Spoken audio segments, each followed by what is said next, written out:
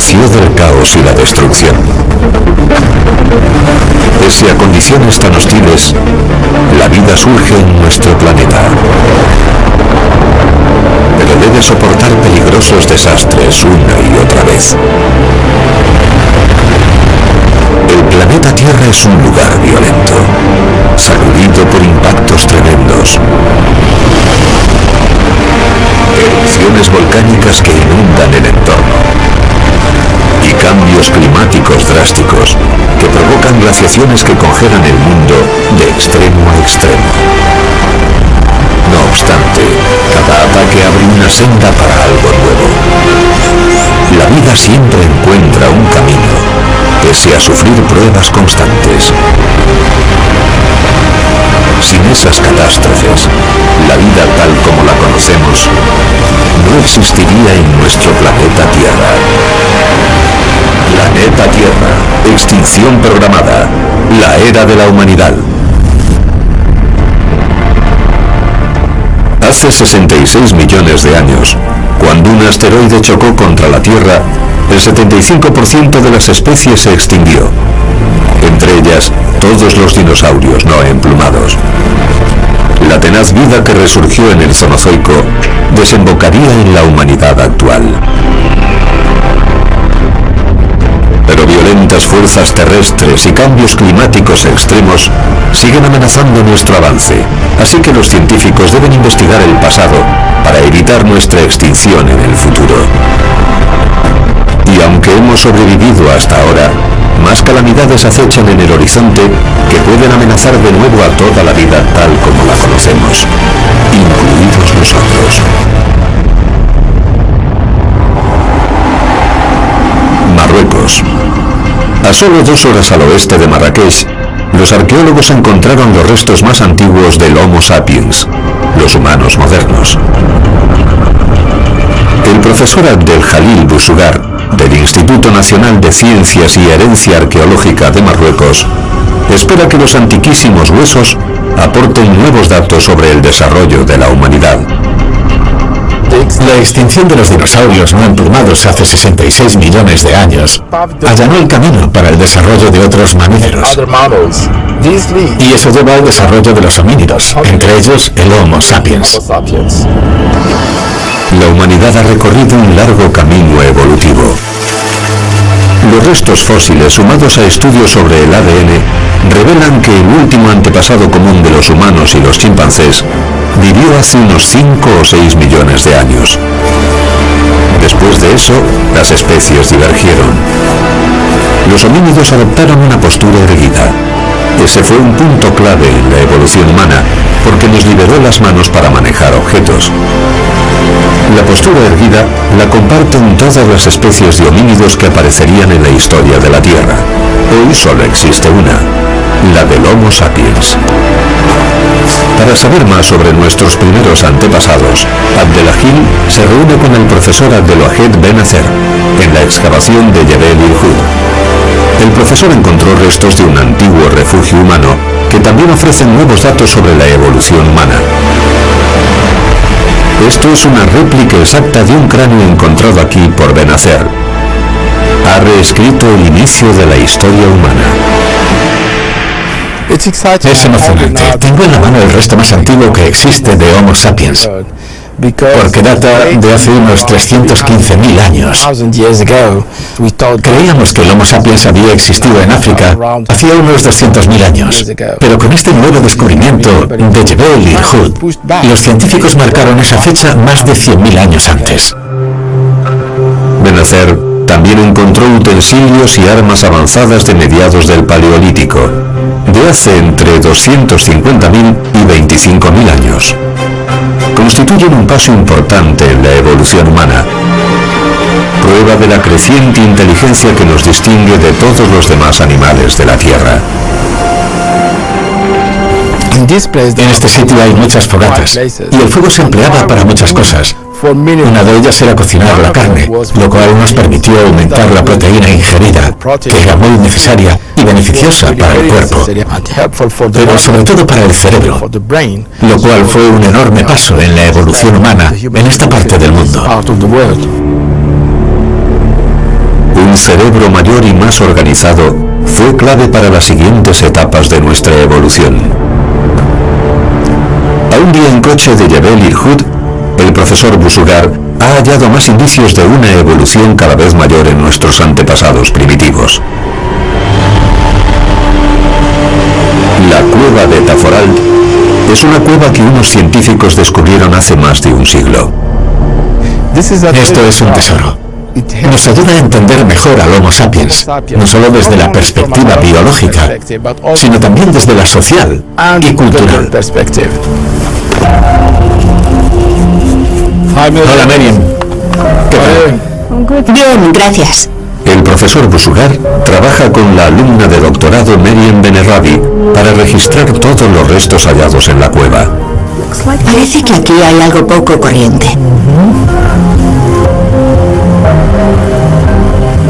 ¿Ves esto? Sí. Está perforada. Es una cuenta de concha. Las cosas más interesantes y fascinantes encontradas han sido cuentas de concha. Estos caracoles son marinos y vinieron de la costa. O sea que esas personas de hace unos 82.000 años fueron al mar a buscar esta especie. Así que recorrieron una gran distancia a pie para ir en busca de estos caracoles. El punto costero actual más cercano está a unos 48 kilómetros de la cueva de Taforalt. Busugar está seguro de que aquí es donde nuestros antepasados debieron de recoger las conchas. Aquí en la playa habría miles de conchas, pero nuestros antepasados solo las recogieron pequeñitas, porque solo miden 3 centímetros. Por tanto, no se las llevarían a la cueva para consumir esto como alimento. Habría que coger miles de estos caracolillos para conseguir medio kilo de ellos. Es imposible que fuesen una fuente de alimento. Así que la pregunta es, ¿por qué los llevaron a la cueva nuestros antepasados? Cuando los científicos examinaron las cuentas de concha, vieron que las habían perforado con utensilios de piedra o hueso. Es la primera vez que el Homo sapiens usa algo, no para hacer una herramienta, sino quizá más bien para adornar su cuerpo o su vestimenta. Esa elaboración de cuentas con conchas indica un importante progreso en nuestra evolución. Para hacer algo como cuentas con conchas, necesitas poder hablar para explicarles a otros miembros del grupo que en 1 o 2 días a pie desde la cueva hay una costa donde hay estas conchas. Nuestros antepasados no fueron solo hasta la costa. Emigraron fuera de África en busca de nuevas fuentes de alimento, y su viaje los llevaría al lugar de una catástrofe tremenda. Fue un episodio que pudo haber causado la desaparición de la humanidad. A gran distancia de Marruecos, la Antártida guarda pistas sorprendentes sobre una calamidad que afectó a nuestros antepasados. El hilo puede conservar detalles vitales sobre la historia de nuestro planeta durante millones de años. En la década de 1990, los científicos descubrieron algo sorprendente en muestras de hielo de hace 74.000 años. Niveles muy altos de azufre. La presencia de azufre es el primer indicio de que quizá ocurrió algo catastrófico, y la magnitud de los depósitos reveló que pudo ser cataclísmico. Un episodio de esa magnitud podría haber eliminado a nuestros antepasados primitivos, y tal vez toda la vida del planeta. Los científicos buscaron por el planeta el posible origen de una erupción tan enorme. La búsqueda acabó llevándolos a uno de los pocos lugares de la Tierra capaces de producir un episodio así, el Cinturón de Fuego del Pacífico. Es una enorme cadena de volcanes que abarca más de 40.000 kilómetros, desde el extremo sur de Sudamérica, pasando por la costa oeste de Norteamérica, por el estrecho de Bering y hasta Japón y Nueva Zelanda. El Cinturón de Fuego tiene el 75% de todos los volcanes activos de la Tierra. Forma como una herradura en el contorno del Océano Pacífico debido al movimiento de las placas tectónicas. Se trata de una zona geológica activa donde la placa del Pacífico se desliza bajo las placas continentales circundantes, en un proceso llamado subducción. Cuando la pesada placa del Pacífico se hunde bajo las placas continentales más ligeras, la presión convierte el manto denso de la placa del Pacífico en magma y lo empuja hacia la superficie de la Tierra. A lo largo de millones de años, eso ha creado la cadena de volcanes. Sumatra. Indonesia es un país dentro del cinturón de fuego. Tiene uno de los mayores índices de actividad volcánica del planeta. Así que el geólogo Martin Danisic ha venido aquí en busca de pistas sobre lo que pudo haber pasado hace 74.000 años. Su investigación empieza en el monte Sinabung, donde un depósito cerca del volcán activo le ha llamado la atención. Uso una lupa para comprobar qué composición tiene esta roca. Veo que es muy porosa. Se ven varios minerales. Esta roca se llama ignimbrita. La ignimbrita es una roca volcánica que se forma durante las erupciones explosivas. El gran tamaño de ese depósito indica que lo produjo una erupción enorme. Pero aunque un análisis más a fondo revela que la erupción sucedió hace 74.000 años, el geólogo duda que tenga relación con las muestras ricas en azufre halladas en la Antártida. Danisic cree que este volcán no fue el culpable. El volcán Sinabung es demasiado pequeño. No podría producir un flujo piroclástico tan grande. Por lo tanto, debe de haber un volcán enorme que produjo estas rocas. La búsqueda de Danisic sobre el posible origen de la erupción lo lleva a uno de los sitios más famosos de Sumatra. Este es el lago Toba. Es enorme. Sigue unos 100 kilómetros hacia allí y mide unos 30 kilómetros de diámetro. El lago Toba es tan grande que tiene una isla del tamaño de Singapur en el medio. La isla es también peculiar, con montañas enormes que se elevan a gran altura por encima del lago Toba.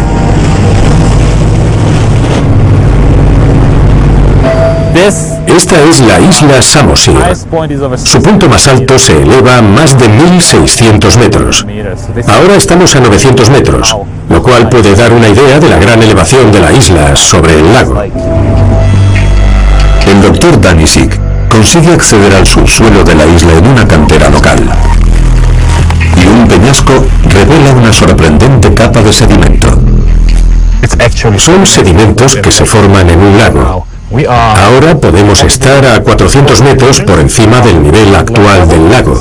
Puede verse desde aquí, pero estos sedimentos se formaron bajo el agua. Y no tiene lógica. El científico cree que solo cabe una explicación. El motivo es que la isla de Samosir es un enorme bloque que antes estuvo bajo el agua y luego se vio empujado. Lo levantó un resto de magma de alguna cámara magmática. Por lo tanto, estamos en medio de un volcán gigantesco. El volcán extinto es tan grande que resulta difícil incluso reconocerlo desde el suelo. Y el lago Toba es la caldera. Y hace unos 74.000 años, este volcán produjo una enorme erupción. La llamamos supererupción. El Toba explotó en una erupción cataclísmica que liberó gas, ceniza y magma a una escala sin precedentes. El supervolcán expulsó más de 4.000 kilómetros cúbicos de material volcánico al aire. Las nubes formadas a más de 500 grados Celsius mataron a toda la vegetación que alcanzaron. Cuando la pluma descendió, envió más de 8 millones de toneladas de material volcánico hacia el suelo, a más de 400 kilómetros por hora. Un flujo piroclástico letal lo arrasó todo a su paso. Es probable que todo en un radio de 100 kilómetros quedara destruido por flujos piroclásticos. Los escombros volcánicos se esparcieron por el Océano Índico y llegaron a Asia. Cubrieron varios millones de kilómetros cuadrados de la superficie del planeta. Pero las consecuencias a la larga de la megaerupción serían aún más terribles que la destrucción inmediata. El dióxido de azufre emitido desde el volcán formó un velo alrededor del planeta y tapó la luz del Sol. Algunos científicos creen que la temperatura de la Tierra descendió hasta 9 grados Celsius. A escala mundial, se ha dicho que esa supererupción pudo producir un cuello de botella en la población humana. Es decir, que el número de humanos que vivían en este planeta se redujo a unos 3.000 o 10.000 individuos. Sí, es cierto, la humanidad estuvo cerca de la extinción hace 74.000 años. Y la teoría supone que África y Asia albergaron a los pocos supervivientes. Volviendo a Marruecos, el profesor Bousugar ha estado investigando cómo reaccionaron nuestros antepasados a la supererupción. No me convence la teoría del cuello de botella.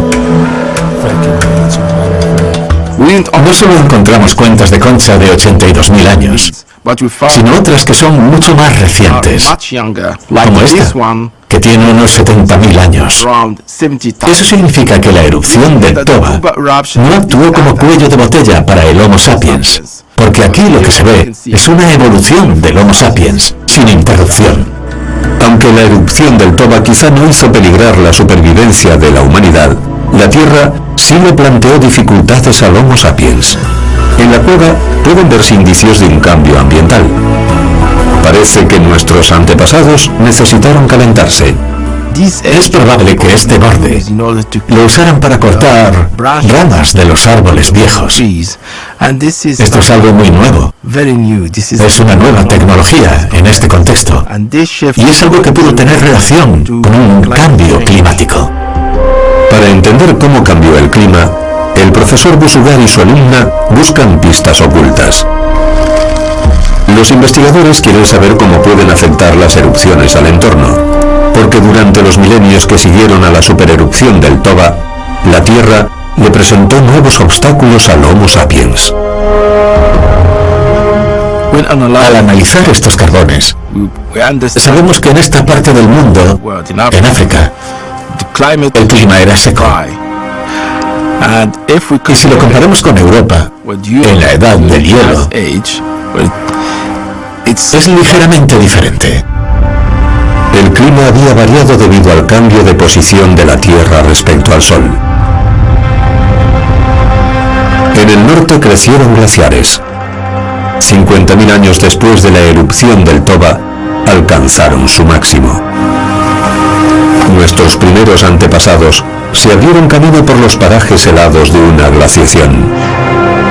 Compartiendo las dificultades con criaturas colosales, de algún modo los humanos se adaptaron y prosperaron. En la edad del hielo hubo una sorprendente variedad de megafauna. Majestuosos mamuts rondaban por las llanuras y felinos dientes de sable buscaban presas. Los humanos coexistieron con esos animales imponentes. El arte rupestre del Pleistoceno revela la admiración que nuestros antepasados sentían por ellos, ya que inmortalizaron sus encuentros en las paredes de piedra. Cuando la edad del hielo llegó a su fin, el cambio del clima alteró hábitats y transformó parajes. Pronto, el equilibrio entre humanos y animales también empezó a cambiar. Durante la edad del hielo, el Homo sapiens cazaba megafauna para comer, para usar las pieles para chozas y para abrigarse. Además, ahora sabemos que el Homo sapiens se estaba reproduciendo bastante, y al tener una población en aumento, necesitaba más recursos alimenticios. La población humana estaba creciendo. Los recursos menguaban. y que la megafauna compitiese por esos recursos con nosotros pudo hacer que su población disminuyese. Los animales grandes empezaron a desaparecer. Los humanos cazaron los rebaños antes abundantes de la edad del hielo y los animales no pudieron reproducirse lo bastante rápido. El Homo sapiens sobrevivió porque tiene una historia larga y adoptó también algunas tácticas de caza que le ayudaron a sobrevivir. La megafauna disminuyó rápidamente a lo largo de unos 2000 años. La mayoría de las imponentes criaturas desaparecieron y no volvieron a verse jamás. Hace unos 10.000 años, el hielo se fundió, de modo que los grupos de Homo sapiens tuvieron que adoptar una nueva conducta. Y ese cambio llevaría a lo que ahora sabemos sobre el almacenaje y sobre el cultivo de plantas y la cría de animales. El cultivo de productos y la cría de ganado proporcionaron a nuestros antepasados un suministro de alimento estable y constante. Ese cambio drástico de la vida nómada de caza y recolección a la agraria definiría la revolución neolítica. Y al tener ese tipo de actividad, también necesitas propiedad privada. Y al tener eso, necesitas construir ciudades. Y después también defenderlas. Las aldeas se convirtieron en pueblos y luego en ciudades. El comercio se hizo vital al surgir las civilizaciones. Fue el inicio del mundo moderno y sucedió rápido. Remodelamos el planeta e incluso viajamos fuera de él. Pero pese al ingenio de la humanidad, las fuerzas primitivas de la Tierra siguen fuera de nuestro control.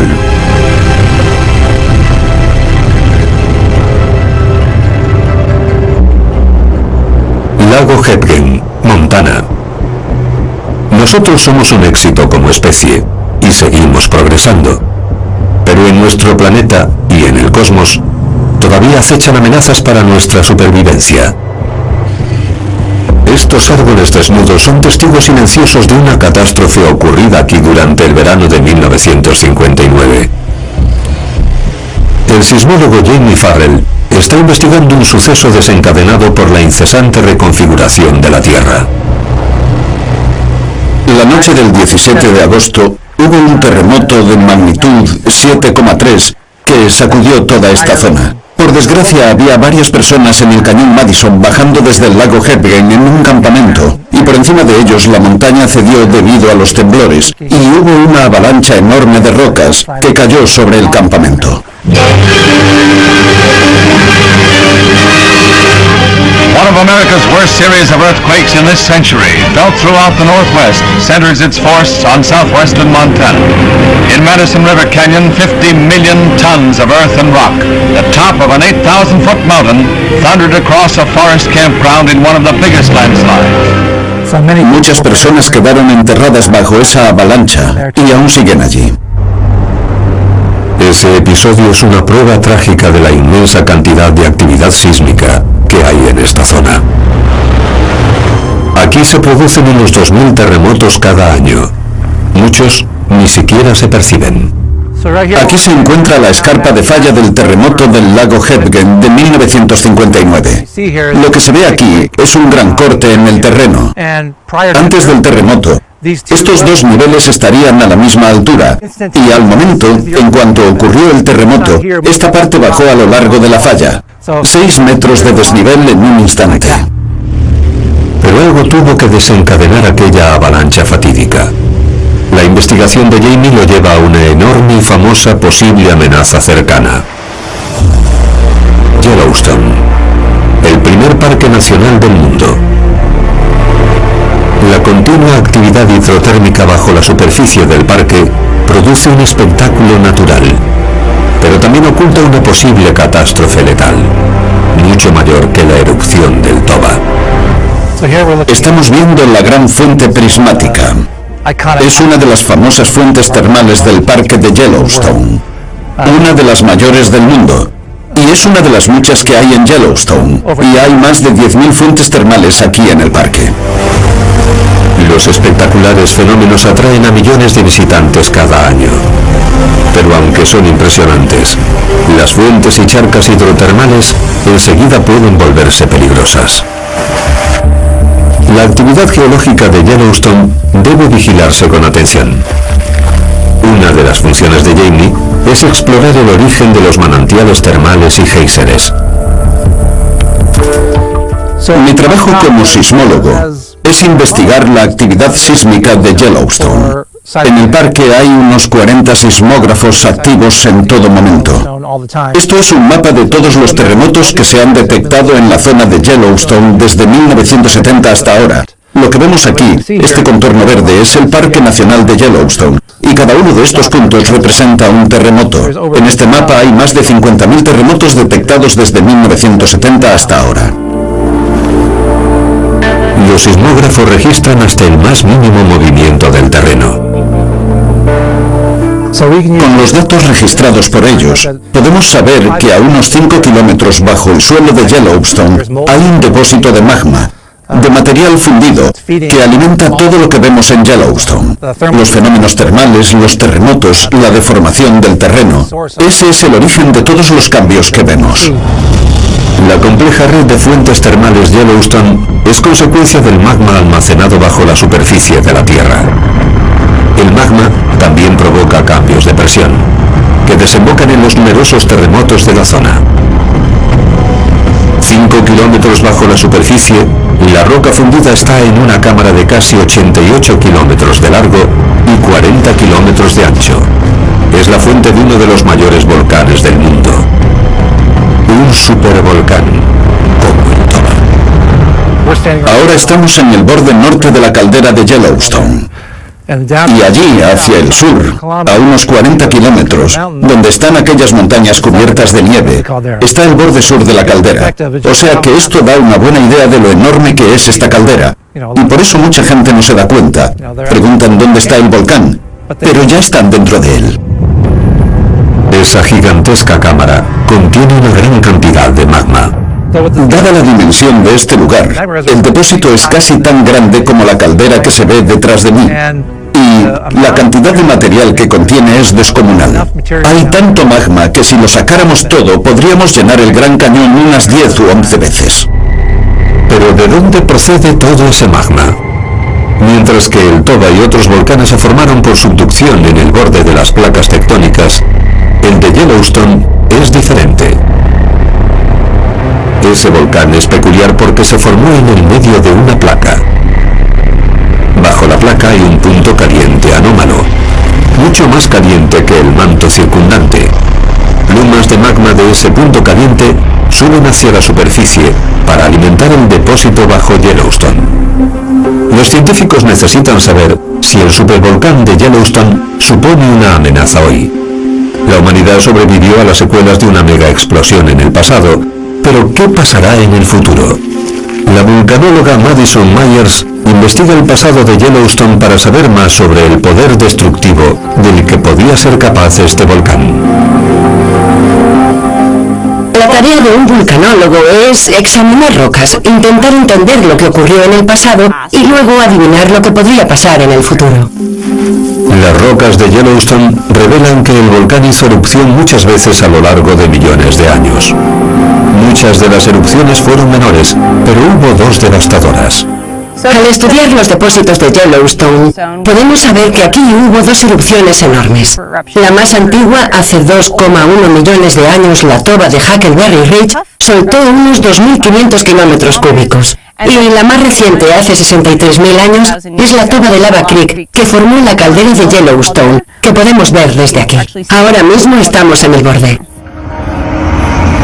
Casi 1.042 kilómetros cúbicos de material salieron expulsados en la erupción más reciente de Yellowstone. Por toda la zona aún hay ignimbrita, ceniza y cristales de cuarzo. Esos restos de la enorme erupción demuestran que superó las catástrofes más violentas de la historia moderna. Recordemos el monte Santa Elena, que fue un volcán con una erupción colosal, que produjo una pluma enorme y causó una destrucción tremenda en el bosque, y solo fue 1 kilómetro cúbico de lava. Pues imaginemos eso multiplicado por 1000. Así fue la erupción de la toba de Lava Creek. El entorno se sacudió por la erupción y después toda la zona se hundió. Ahora los investigadores se preguntan si podría darse otra explosión similar. No hay motivo para pensar que no podría ocurrir de nuevo. Existe una cadena de centros volcánicos que llevan hasta este, y ha habido muchas erupciones grandes, o sea que es factible que en el futuro pueda haber una supererupción. Para poder saber con cuánto tiempo puede preverse una erupción catastrófica, la doctora Myers busca pistas en los antiguos depósitos volcánicos. Las rocas que nos llevamos al laboratorio se examinan y diseccionamos cuál fue su historia. Usamos diversos instrumentos para tratar de darle forma, para conseguir una imagen de lo que ocurrió. La doctora estudia pequeños cristales presentes en las rocas, que son como fotografías de la última gran erupción. Registran detalles, como lo hacen los anillos del tronco de un árbol. En los árboles se ven zonas diferentes que representan el crecimiento del árbol. Ocurre lo mismo con los cristales, registran las fases de su vida. De modo que al examinar variaciones, podemos saber cuándo hubo una erupción. Basada en su investigación, Madison está segura de que los geólogos podrán predecir una supererupción inminente con bastante tiempo. Los sistemas volcánicos a menudo dan señales de aviso, y cuanto más los vigiles, más señales de aviso se captan. Y el de Yellowstone es uno de los volcanes mejor vigilados de todo Estados Unidos, así que se captarán muchas señales de aviso. Y es probable que coincidan con el mismo margen de décadas o siglos que captan los cristales, porque los cristales recogen los cambios en los pulsos de magma que causan terremotos. O sea que captaremos señales que servirán para saber que está pasando algo. El sismólogo Jamie Farrell también vigila esas señales. Los principales detalles que buscamos, lo que vigilamos aquí en Yellowstone, son el aumento de la actividad sísmica, de la deformación del terreno y luego cambios en las expulsiones de gas. Buscamos esas 3 cosas. Si alguna de ellas varía, no quiere decir que ocurra algo fuera de lo común, pero si se dieran cambios en las 3 a la vez y apuntaran hacia lo mismo, querría decir que el magma podría estar ascendiendo, podría llegar a la superficie y habría que indagar más. Los científicos saben que si se produce una supererupción, tendría consecuencias catastróficas. Sí, otra supererupción cambiaría el mundo por completo. Las consecuencias durarían décadas. Sin duda habría una gran explosión. Expulsaría gran cantidad de material, mucha ceniza. Caería gran cantidad de ceniza en las zonas circundantes. Saldrían flujos piroclásticos de la pluma que destruirían la zona del parque. Las consecuencias de tal erupción llegarían mucho más allá de Norteamérica. Esas erupciones de gran volumen tienen repercusiones terribles. Expulsan enormes plumas hacia la estratosfera, que seguramente recorrerían el mundo varias veces, provocando un invierno mundial en el que la vegetación sufriría y los animales también. O sea que sería un episodio muy destructivo y afectaría a todos los seres vivos. Diría que puede ser una de las peores amenazas para la humanidad. Sería una catástrofe mundial, mucho mayor que la erupción del Toba, y pondría en peligro de nuevo a todos los seres vivos. Pero la vida en nuestro planeta no está solo amenazada por desastres derivados de los procesos de la Tierra. En 2013, los habitantes de Chelyabinsk, Rusia, presenciaron un evento impactante. El cielo se encendió cuando un asteroide entró en la atmósfera terrestre. Captado por cámaras de automóviles y vídeos de vigilancia, la población se quedó atónita. Frascati, Italia. La Agencia Espacial Europea es una de las pocas organizaciones dedicada a monitorizar las amenazas espaciales. El Dr. Richard Moisey, jefe de defensa planetaria, estudia con detalle el fenómeno de Chelyabinsk. Sabemos que el objeto tenía un diámetro de unos 20 metros. El asteroide se acercó con una velocidad estimada de más de 66.000 kilómetros por segundo y los daños ascendieron a millones. Por desgracia, muchas personas resultaron heridas. En total hubo más de 1.400 heridos. Pero podemos considerar que fue un episodio afortunado, porque la energía depositada en la atmósfera fue varias veces la de la bomba de Hiroshima. La cosa podría haber sido mucho peor. Con un diámetro de 20 metros, ese asteroide es pequeño comparado con los que cayeron a la Tierra en el pasado.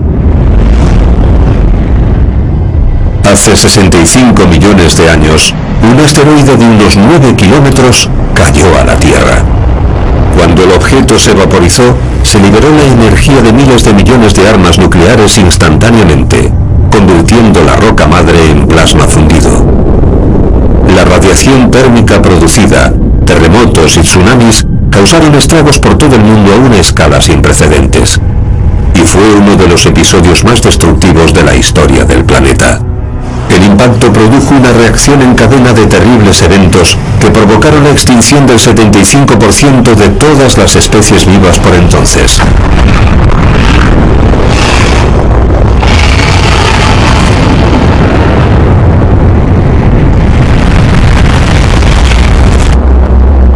Los asteroides siguen siendo las mayores amenazas para nuestro planeta.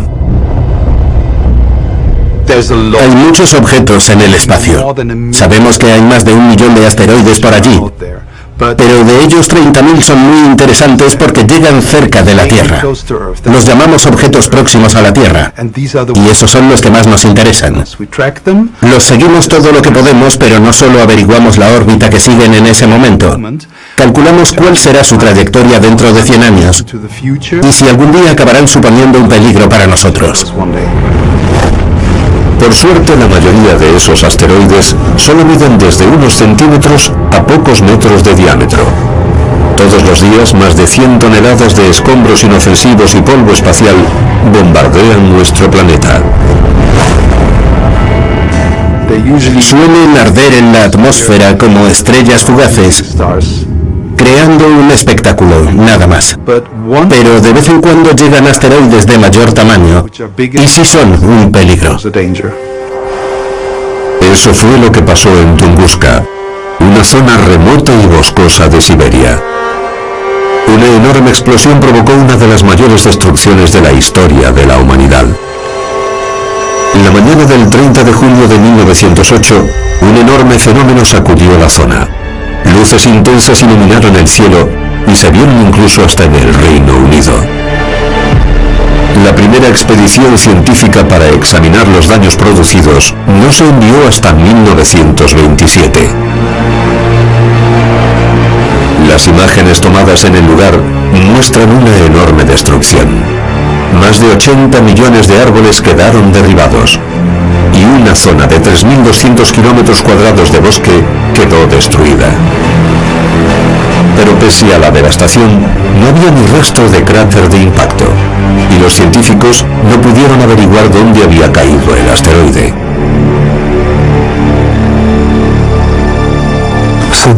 Todavía no se sabe seguro qué causó el episodio de Tunguska, pero la explicación más probable sigue siendo que fue el impacto de un cuerpo muy poroso, con poca densidad, que produjo una explosión de aire de la magnitud que observamos aquí. Cuando un asteroide entra en la atmósfera, produce un estallido de aire. Como el objeto viaja a gran velocidad, la presión aumenta delante de él hasta que el asteroide choca contra su objetivo o se fragmenta. Cuando eso ocurre, se libera energía en un gran estallido de luz y calor, lo cual produce una inmensa destrucción en la superficie terrestre.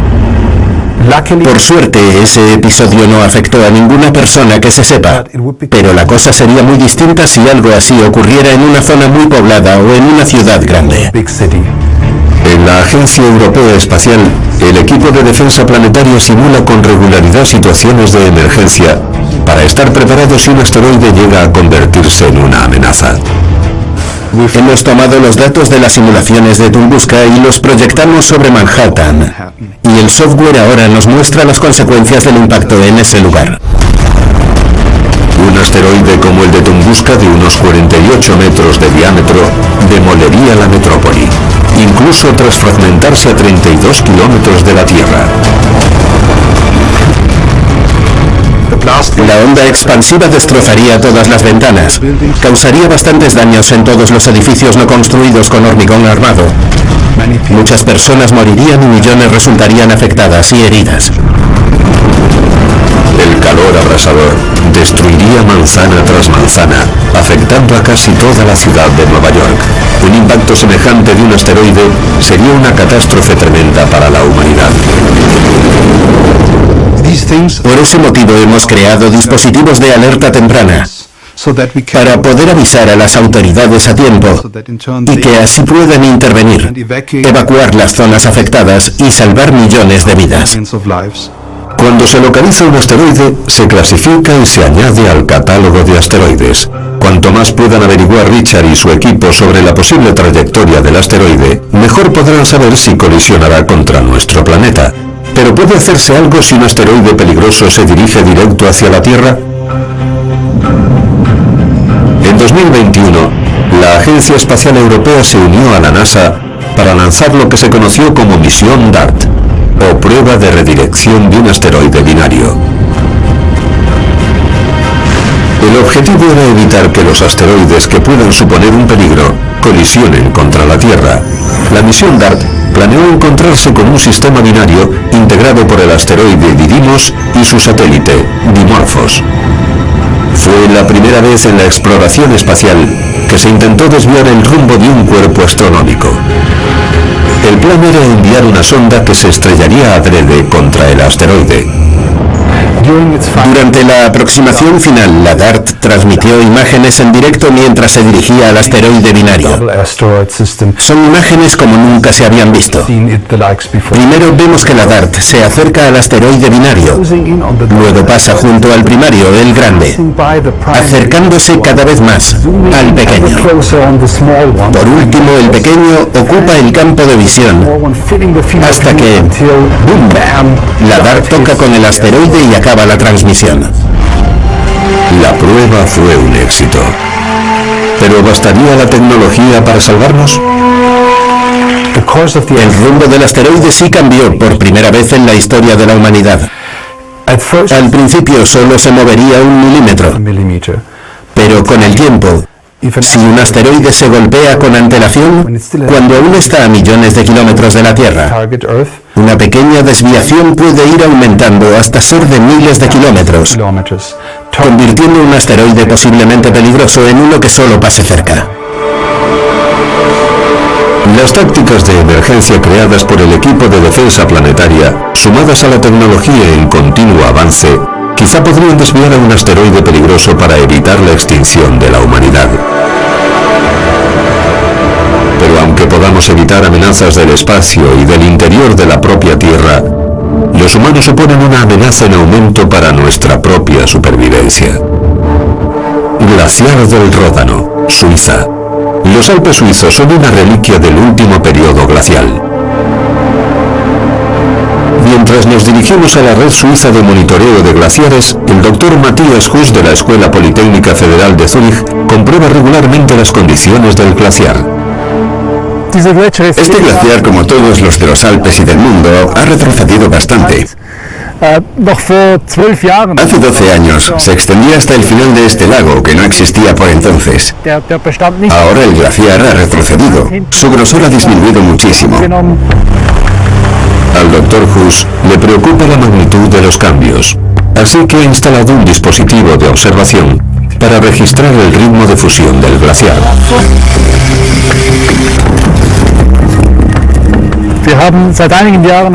Tenemos instalados lo que llamamos palos de selfie en este glaciar desde hace varios años. Toman una foto del glaciar cada hora, lo que nos permite ver cuánto se derrite de un día a otro. El palo está bien clavado en el hielo, Cuando el hielo se derrite y la cámara queda en la superficie, parece como si el palo creciera del hielo. Unas cámaras de alta resolución captan el ritmo al que el glaciar retrocede. La superficie del glaciar disminuye mucho a lo largo del año. Perdemos de 6 a 8 metros de hielo al año en esta zona. El glaciar del Ródano es solo uno de los glaciares que se derriten. Al ritmo actual, sobre 2/3 de la capa glaciar del continente habrá desaparecido al terminar el siglo. Una variación natural en el volumen del hielo es algo habitual. Desde el inicio de la última edad del hielo, este glaciar ha crecido y disminuido, algo normal para una extensión tan grande de hielo. Pero lo que se ve ahora es diferente. El calentamiento que se dio hasta hace pocos cientos de años fue natural, debido a la radiación solar y otros factores, pero lo que ahora estamos viendo es un cambio provocado por el hombre. Los actos humanos como la quema de combustibles fósiles, la industrialización, la deforestación y la agricultura intensiva han provocado un tremendo aumento de los gases invernadero. La enorme cantidad de CO2 que liberamos sin cesar a la atmósfera está calentando nuestro planeta a un ritmo alarmante. Se calcula que las temperaturas mundiales aumentarán casi 2,8 grados Celsius al final de este siglo.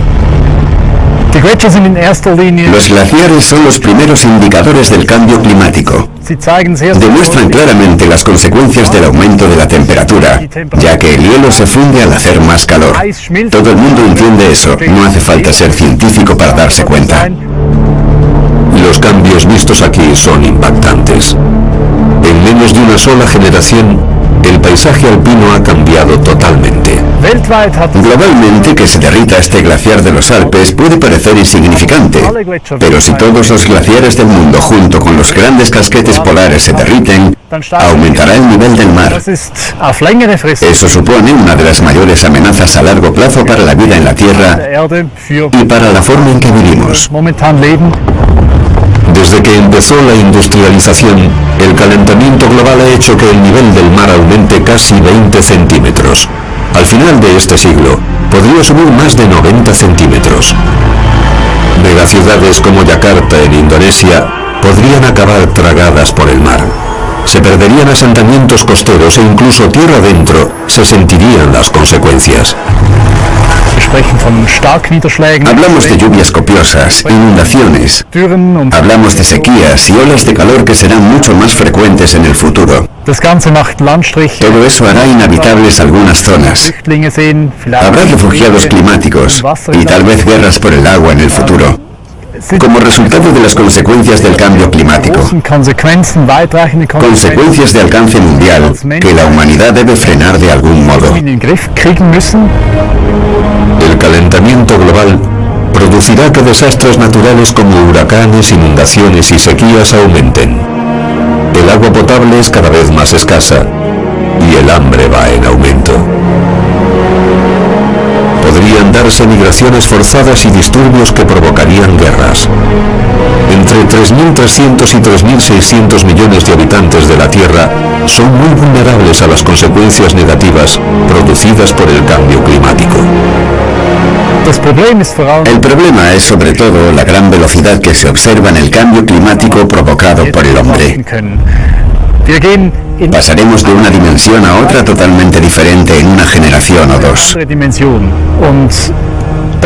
Adaptarse a eso es muy difícil y supone el mayor reto al que la humanidad se enfrentará en las próximas décadas.